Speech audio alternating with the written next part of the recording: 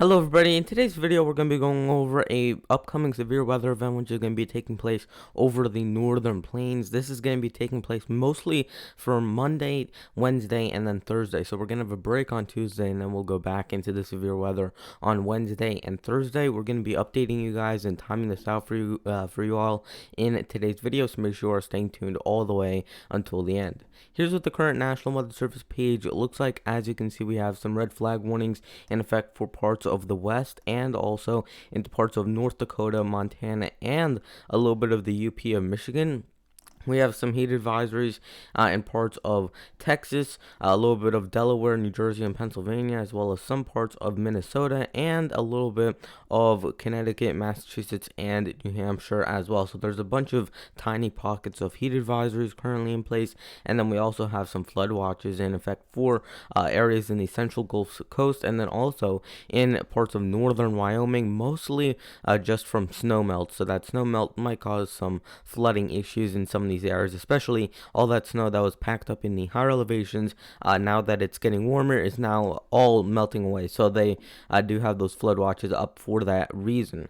Yesterday we had a high temperature in Death Valley, California of 119 degrees Fahrenheit, with a national low temperature 12 miles northeast of Sand Creek Station, Oregon, where they got down to 29 degrees Fahrenheit. The highest rainfall report was in Punta Gorda, Florida, where they got 3.15 inches of rainfall reported. Here is the current Storm Prediction Center page for Monday, and you can see that we have a slight risk of severe weather in parts of the Dakotas and then also into Minnesota. So nothing that looks too major or big at this point, but it is quite significant because this is one of the first big severe weather events that we're going to be seeing in parts of the northern plains. So this would be for Monday. If we look at for Tuesday, this isn't going to be one of the days that I would include in the severe weather outbreak, I guess you could say, because this is going to be more of a minor type of event, marginal or slight risk type of day. So it's not like it's going to be a huge event, and it's going to also be over a relatively small area compared to the rest of the days. So we have that slight risk up in parts of western North Dakota and eastern Montana, with a marginal risk through the western Dakotas, western Nebraska, and also into parts of Wyoming and Montana. And then this is going to probably be the biggest day, I would say, for Thursday, where we have a 15% slight risk out on their day 5 outlook. So wouldn't be surprised if they put up an enhanced risk somewhere within here. For the western Dakotas, western Nebraska, a little bit of Wyoming and Montana as well, we have that slight risk up, or that 15% risk of severe weather, which again, once they put something out on the day 4 through 8 outlooks, you really want to pay attention because they rarely do so. And when they do put out a forecast on their day 4 through 8 outlooks, then usually it does pan out to be something rather significant. So let's time this out for you guys. We're going to start off with the storms on Monday night into Tuesday, and you can see that we have a low pressure in through parts of South Dakota, and to the north of there is where we're going to be dealing with most of our storminess. So you can see how we have some of those storms starting to develop into parts of northern South Dakota. We also have a few scattered storms into the Ohio Valley. This isn't going to be too big of a deal, mostly just a couple of isolated thunderstorms that should last maybe 5 or 10 minutes at a time, but it's not going to be anything too significant. You can also see some of those storms popping off through parts of Colorado and Nebraska. This would be by very late on Monday, so around 10 or 11 o'clock at night, and we're dealing with some of these storms moving through parts of northwestern Minnesota, southeastern North Dakota, and parts of South Dakota as well. So that's basically where we're dealing with the storms for Tuesday morning into, or Monday night into Tuesday morning. Continuing this forward, you can see how the storms pretty much move out by early Tuesday morning, and we aren't dealing with too much in the way of severe weather after that. Here would be for Wednesday, and as you can see, we have some storms in through the western Dakotas and western Nebraska. This is our next round of severe weather. So you can see some of these storms into western North Dakota, especially into parts of eastern Montana as well. So this is going to be kind of the bullseye zone. Then you can see those storms continue to just roll through these areas. It kind of just stalls out over that same area. You have your low pressure in Montana, and then to the north and east of there is where we're dealing with the stormy activity. And then this would be by Wednesday morning, right around 7 o'clock Central Time, and we're dealing with some of these storms still into parts of North Dakota. But again, these aren't going to be too widespread. They'll be over a relatively small corner of North Dakota and Montana. The rest of the northern plains look to be safe from that event on Wednesday. So it looks like it's going to be more of an isolated event over kind of a small region of North Dakota and Montana, where the bulk of the storms will be on Wednesday. But again, Thursday is when I'm really paying attention for, and that's the day that I think could have the worst of the severe weather.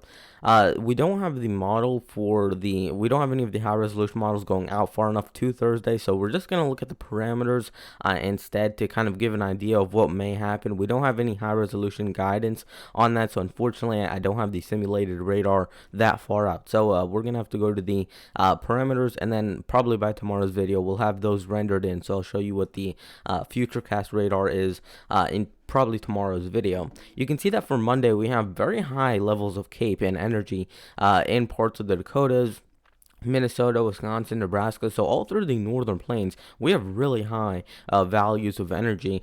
You can see that we even have a few pockets getting up near 5,000. So if you were to take all the state borders and country borders off of this map, and you were to just guess where this was taking place in the U.S., I would guess this would be taking place in the southern plains or the southeast, not in the northern plains. We don't regularly or very often see these CAPE values getting up near 4,000 or 5,000 in parts of the Dakotas or Minnesota. So these are fairly high numbers, especially for this area. And if you're wondering why that's happening, it's because of what I've been talking about in the past couple of videos. We have that really, really warm surge of air into the northern plains. They're getting up near 100 degrees in those areas. And because of that, that's going to fuel a lot of instability and moisture to come pull out of the Gulf of Mexico and move up into the northern and central plains. And because of that, we will be dealing with an influx of severe weather. So here to be by Wednesday, and you can see that we still have very high levels of CAPE. You can see we have 2,000 to 3,000 in many of these areas, even up to 4,000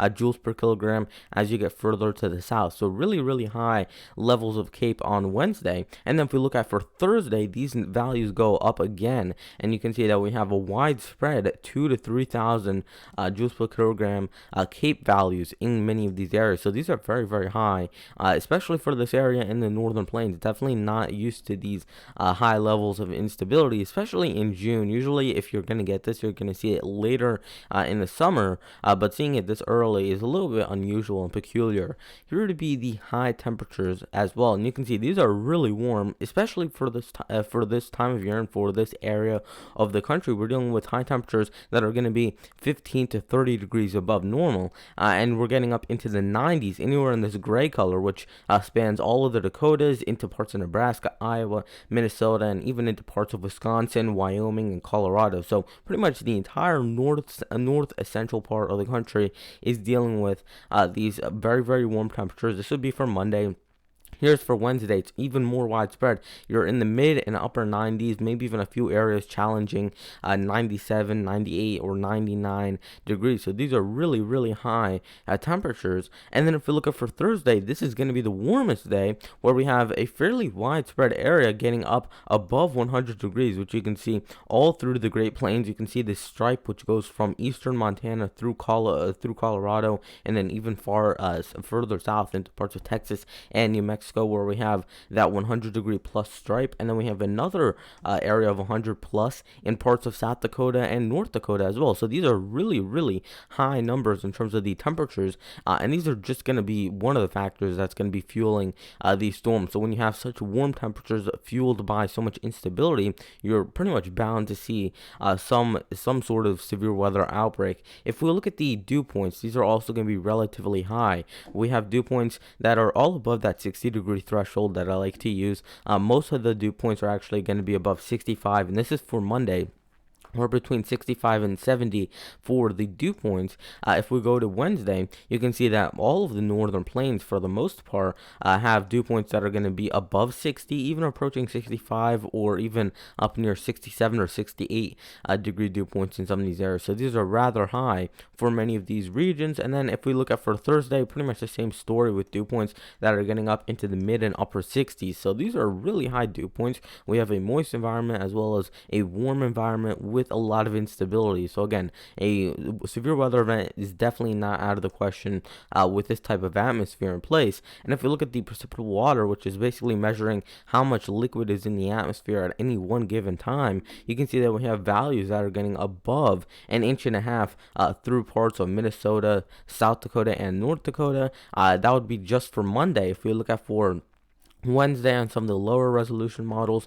you can see that we have these values getting up above an inch and even approaching an inch and a half in some of these areas. So these are definitely high enough to support some severe storms. And if we look at for Thursday, these are also high enough to support some severe storms that are getting up near an inch and a half in some of these regions. So you can see how we have a really, really favorable environment, especially in an area like the Northern Plains, dealing with temperatures up near 100 degrees. That's going to correspond with Cape values that are going to be up near 4,000 or 5,000, and then even if you add on the dew points, which aren't super high, but they're also high enough to see some severe weather. So even though we don't have spectacular amounts of precipitable water and also spectacular amounts of dew, the spectacular dew points are not going to be very, very high. The fact that we have those super warm temperatures and also the insanely high Cape values will kind of override that, and I think that might be one of the key ingredients and one of the key factors into this potential severe weather event. So we're going to be giving you more updates on this over the next couple of days. I'll definitely have at least another couple of videos out on this on this one severe weather event, because it looks like even after Thursday we might still have a couple more days after that where we have a threat of severe weather in this same area. So we're going to be timing this out and tracking this for you in the next couple of videos. Please consider liking the video, subscribing, and turning on notifications. And I'll see you guys in the next video. Goodbye.